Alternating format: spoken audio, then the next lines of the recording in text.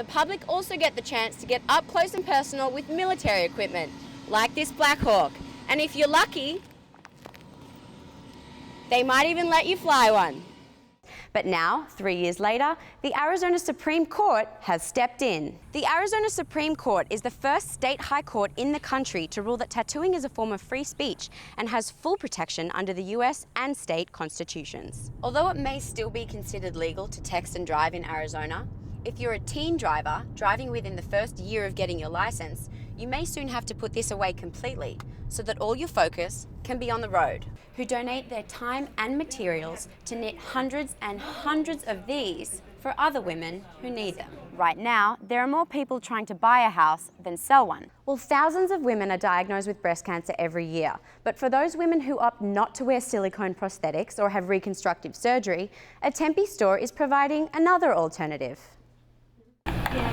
You'd be surprised what this yarn can turn into. And I'm not just talking about a scarf or a hat. This is a knitted knocker. It's a knitted prosthesis for women who have had mastectomies, and they come in all different shapes, colours and sizes. And I don't normally do pairs. I do one, and if I feel like it, I make another one that looks like it, and sometimes I don't, because not everybody needs a pair.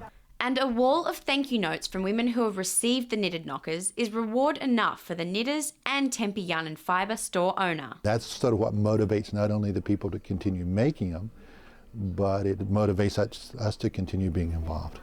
Debbie Moore survived breast cancer herself, and being a knitter, joined the bandwagon. And when they called out for the knitted knockers, I was like, I'm in, put me down for that. Around 50 regular volunteers come in and knit the knockers, and they do it because they have been touched by breast cancer in some way. For Nancy, it was losing a cousin. It leaves a hole in the family.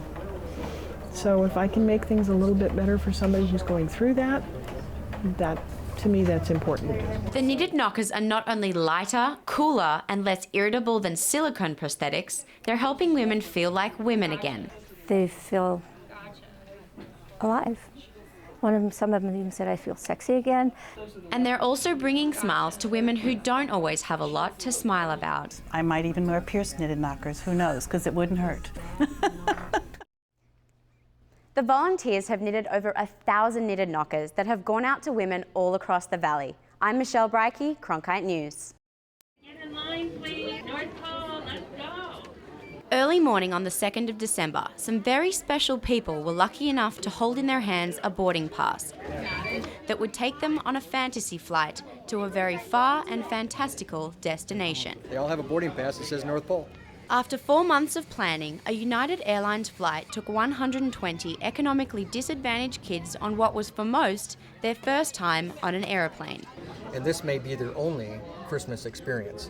So we're trying to make that as nice of an experience as we possibly can. And after much anticipation, when everyone was strapped in safely, the plane took off just after 7 a.m.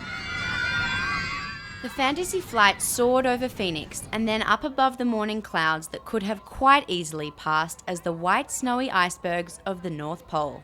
And when the plane landed, the kids peered out the window and got their first glimpse of Santa. I'm gonna kiss him. ASU student athletes acted as their big brothers and sisters for the day and helped them experience all the activities that the North Pole had to offer. We made cookies, ate breakfast, made pictures, got books. We've done a lot of stuff. The kids could decorate cookies, get a balloon made in almost any shape their hearts desired. There you go. Or get their faces painted. And for all the volunteers who gave up their time to make this day special for the kids, it's the moments like these that make it all their while. All of these kids come from very low-income families. Some of them are homeless. And that's the target for United Airlines, is to provide an experience for kids who will never get the opportunity to do that. But of course, the main focus for the kids is being able to give Santa a hug, sit on his knee, and have the chance to ask him for something special for Christmas. Say reindeer. But regardless of what they asked for, they all received a gift bag full of toys and some winter necessities to take home. Blanket. The most magical part of the day, though, is the belief that it gives these kids. When they're on the plane, it says it's a short flight to the North Pole. They have no concept of time yet. It's fantasy. They don't know. And in this case, ignorance truly is bliss.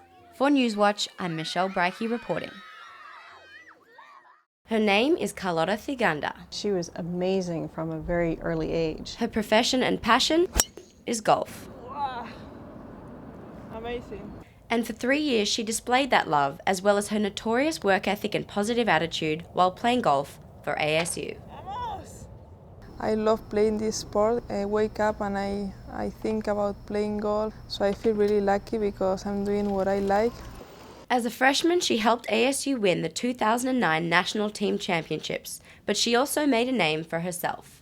She was our Pac-10 individual champion back-to-back. That's never happened before. She was first team All-American all 3 years that she played at ASU. She was an academic All-American. Which is pretty impressive considering English is not her first language, and perhaps a reason why she is so certain of one thing. I don't miss studying at all. She decided to turn pro after her 3rd season at ASU, but she hasn't stayed away long. Oh, love the weather. She's back in Tempe preparing for the final stage of Q School, where she will compete for an LPGA card. I have friends, the coaches are always here to help me. I really like to see the team again, and especially the weather. She works out for 1 to 2 hours a day, including running and a weights workout. She then practices golf for around 5 hours. So if I get bored on the golf course, sometimes I like to entertain myself and do some tricks, because otherwise golf is too serious, so you need to have fun and laugh a little bit. But make no mistake, she's very competitive. Okay, ready to lose? It's just more obvious in other areas. I mean, I think I'm good playing at golf, but I mean, playing at ping pong, I'm unbelievable. Her personality and golf presence are sorely missed at ASU, but she continues to wear her ASU gear, showing her Sun Devil pride all over the world. For Newswatch, I'm Michelle Brycki reporting.